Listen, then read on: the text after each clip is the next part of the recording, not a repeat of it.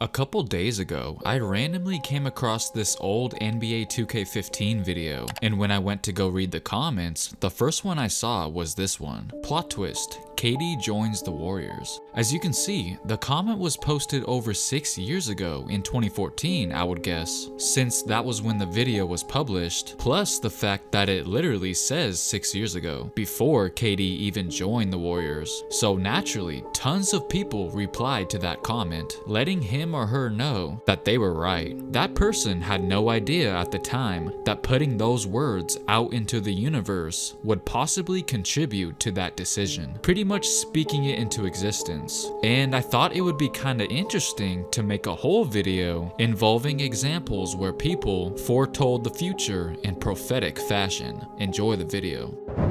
When it comes to TV shows predicting the future, most people point to The Simpsons in that regard. Their track record in that department is pretty impressive. Even The Fresh Prince of Bel-Air had a moment of foreshadowing of its own. Hey, take those off. I can't see those sexy eyes. It appears that Will Smith sported the agent look before he was even offered the job for Men in Black. They must have thought he looked perfect for that role based off this scene. He basically auditioned for that part right then and there without even realizing it. Or maybe the writers of the show inadvertently predicted the future. But it looks like Seinfeld might have been the most accurate. Back on December 12th, 2019, the Cavs defeated the Spurs 117-109 in real life. And once the game was over, it didn't take very long for somebody to unearth this old footage from a 1991 episode of Seinfeld. I have this note I can't read. I was wondering if... Oh, yes. Cleveland 117, San Antonio 109. But not enough tonight. 117-109. Cleveland 117, San Antonio 109. That's right, the show literally read the tea leaves and prophesied the score of the game. Okay, I know that outcome was bound to happen eventually. It was just a matter of time. But if you think about it, it's not only the score they got correct, they also named the exact two teams that were involved. Now, you could say whatever you want, but I find this very interesting. When LeBron passed Kobe for third on the all-time scoring list, it was obviously a significant moment, a pretty big deal, certainly something to celebrate, but Dwight Howard didn't really look like he was in the mood at all. Just by the way he was talking, he didn't seem okay. We don't appreciate each other as much as we should as humanity, and I think something like that should be appreciated.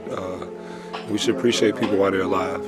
As you just heard, he kinda gave us some advice, saying that we should appreciate people while they're still alive, which was sort of an odd and random thing to say after the game. But if you take a second to digest what he just said, and also take into account when he said it, then you might realize that maybe it wasn't as random as you think. Because what happened just the very next morning? Breaking news, very sad news to tell the sports world. The LA Times is reporting that retired Los Angeles Lakers basketball star Kobe Bryant has been killed in a helicopter crash. It happened this morning. Once again, you would think that Dwight's energy would be more up after what his teammate just accomplished. So I can't help but to think that maybe he knew something more than what he was willing to share. We should appreciate people while they're alive. Why was his demeanor off the night before the accident? It gives me chills just thinking about it, considering the news that broke just the very next morning. Strange to say the least. I had a dream that I was at an event, and it was a lot of people there, well-dressed people, and everybody was walking out of the building, kind of like in a fast pace, not running, but a very fast pace, which told me that I knew something was going on. So I was like, what's going on? So as people was walking out and like in a fast pace beside me and coming out, going out the door with a head drop, I asked, I said, what is going on? And one of the individuals looked at me and said, Kobe Bryant just got killed. And I said, Kobe Bryant? Because I was shocked. I said, Kobe Bryant. So anyhow, I wake up from the dream. I sit up because I'm like terrified. Like, why in the world would I dream about Kobe Bryant? Man, come on, are you serious? Of course you would come out and say that after the fact. Wait, 2017? What the fuck? There's just no way. Now, I know what you're thinking. This has to be fake, right? Well, then how do you explain the video literally saying 3 years ago? And because it was 2017 when she uploaded this, obviously people didn't take it that seriously at all. It definitely sounded alarming, but everyone just brushed it off at the time, saying that she didn't know what she was talking about. During the video, she mentioned that she didn't really know anything about Kobe. She knew, of course, that he played basketball, but that was about it. And what I found strange was the fact that she felt the need to whip out the camera and say this on video, when most people usually just tell their dreams to friends and family or something. But no, for some reason, had to share it with all of us. Weird, right? This just shows that some dreams are no joke. Segueing into another instance where people thought that the person was just crazy. About 8 years ago, some random fan appears to have predicted Kobe's accident way in advance, and as a result, it immediately went viral. Now, I believe I remember some people saying that this is fake, you know, like photoshopped or something, because it seems almost too accurate. I mean, why would someone just randomly tweet that in the first place? Well, it was later revealed that it wasn't as random as initially thought. You see, someone else had to jump in and give us an explanation in order to add a little context. This person said that around the time of the tweet, there was this news article talking about Kobe's frequent helicopter trips, and that he sometimes lets his teammates ride with him. And that's why this person decided to tweet that, because it was relevant to the topic, even if it was outlandish, but nonetheless, pretty eerie if you ask me. This sounds crazy, but Kobe spoke this. He spoke this. He used to say all the time, I want to die young. And Really? I thought he was he used to say, I want to die young.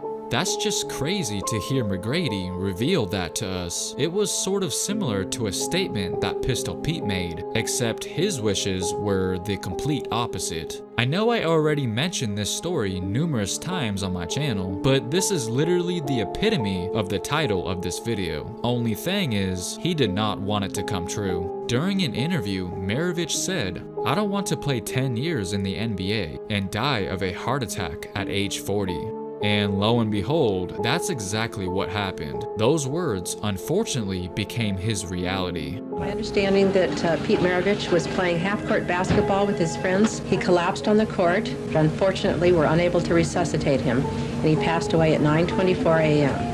Alright, how about we end things off with something a little bit more positive and uplifting. Right after Tyler Hero was taken 13th overall in the 2019 NBA draft by the Miami Heat, a picture of him when he was around 6 years old circulated around the internet. He said he was always a huge Heat fan ever since he could remember, and somehow successfully manifested his future. Dwayne Wade was another player who had his dreams come true. I'm excited, to go back to, the place that I've always envisioned playing basketball. Being a kid growing up, and Michael Jordan and Chicago Bulls was the team, and for us. And I've always envisioned myself being in the backyard. I always had a Bulls jersey on. I always envisioned Dwayne Wade's name being called in the United Center, and I get an opportunity to live that dream out. Proof that if you envision something long enough, it will eventually pay off. Lastly, let's take a look at one of Kyrie Irving's high school jerseys. It clearly says St. Patrick across his chest. Now, what's funny is that particular school's motto is this: once a Celtic, always a Celtic. So, to a certain extent, they were not kidding. Alright, so let this be a lesson that words can be very powerful, and be careful what comes out of your mouth. Hit that like button if you enjoyed, and also don't forget to subscribe. Thanks for watching.